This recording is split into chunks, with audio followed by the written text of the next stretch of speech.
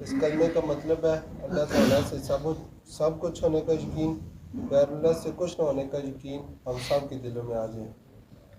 اس کلمے کا مقصد ہے صرف اللہ سے ہونے کا یقین اور غیر اللہ سے کچھ نہ ہونے کا یقین ہم سب کے دلوں میں آ جائے۔ اللہ ہی ہے جس نے پہاڑ بنائے ہیں، اللہ ہی ہے جس نے سمندر بنایا ہے، اللہ ہی ہے جس نے دریا بنایا ہے۔ اللہ نے ہر چیز بنائی ہے، اللہ نے مٹی کا ایک ذریعہ نہیں تھا، اللہ نے اتنی بڑی زمین بنا دی ہے۔ اللہ نے 7 آسمان بنا دیے بنا ستونوں کے۔ اللہ نے ہر ایک چیز بنائی ہے، اللہ نے ایک پتھر نہیں تھا، اللہ پاک نے اتنے بڑے پہاڑ بنا دیے ہیں۔ اور اس کلمے کا مطلب ہے حضرت محمد صلی اللہ علیہ وسلم اللہ تعالیٰ کے رسول ہے، اور اس کلمے کی فضیلت ہے جو شخص دن میں 100 مرتبہ یہ کلمہ پڑھ لے، لا الہ الا اللہ محمد رسول اللہ، اس کا قیامت والے دن چہرہ 14 چاند کی طرح چمک رہا ہوگا۔ ہم سب نے یہ کلمہ پڑھا ہوا ہے، اور کچھ صفات ہے جو ہم کے اوپر فرض ہو گیا ہے۔ سب سے پہلا ہے نماز دین کا ستون ہے، نماز مومن کی معراج ہے، نماز حضرت محمد صلی اللہ علیہ وسلم کی آنکھوں کی ٹھنڈک ہے، نماز جنت کی کنجی ہے، نماز افضل جہاد ہے، نماز شیطان کا منہ کالا کرتی ہے۔ جو شخص 40 دن تک تکبیر اللہ سے نماز پڑھے اس کو 2 پروانے ملیں گے، ایک جہنم سے چھٹکارے کا، ایک نفاق سے بری ہونے کا۔ اور جو شخص اچھی طریقے سے وضو کر کے 5 وقت کی نماز پڑھے اس کو 5 انعام ملیں گے، ایک دنیا میں 4 آخرت میں۔ دنیا میں رزق کی تنگی ہٹا دی جائے گی، قبر کا عذاب ہٹا دیا جائے گا، اعمال نامہ دائیں ہاتھ میں دیا جائے گا، پولیس رات سے بجلی کی طرح گزر جائے گا، اور بغیر حساب کتاب کے جنت میں بھیج دیا جائے گا۔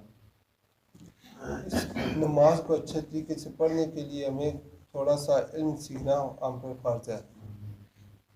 علم مرد اور عورت پر اتنا سیکھنا فرض ہے اس کو جائز ناجائز، پاکی ناپاکی، حلال حرام کی تمیز ہو جائے۔ علم کا ایک باب سیکھنا 1000 رکعت نماز نفل سے افضل ہے، اور قرآن مجید کی ایک آیات سیکھنا 100 رکعت نماز سے افضل ہے۔ اس کے بعد ہے ذکر کی 3 تسبیحات ہے، درود شریف، تیسرا کلمہ استغفار۔ جو شخص صبح شام یہ پڑھے گا اس کو ذاکرین میں سے اٹھایا جائے گا۔ جنت کے 8 دروازے ایک خاص ذاکرین کے لیے،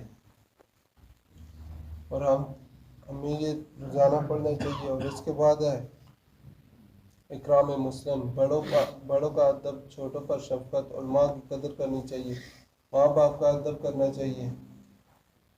حدیث پاک کا مفہوم ہے جو بڑوں کا ادب نہیں کرتا، چھوٹوں پر شفقت نہیں کرتا، علماء کی قدر نہیں کرتا، وہ عام میں سے نہیں ہے۔ اس کے بعد ہے اخلاص نیت، جو کام کرو صرف اللہ کی رضا کے لیے کرو۔ اللہ کی رضا کے لیے کھجور کا دانہ دو گے، اللہ پاک اس کا ثواب پہاڑوں جتنا دیں گے۔ دکھاوے کے لیے پہاڑوں جتنا صدقہ کرو گے، اللہ پاک اس کے بدلے پکڑ ہوگی، اس کا حساب دینا پڑے گا۔ اس لیے جو کام کرو صرف اللہ کی رضا کے لیے کرو، یہ نہیں ہم یہ کام کریں گے لوگ دیکھیں گے یہ کام کر رہا ہے، اس لیے نہیں، صرف اللہ کی رضا کے لیے۔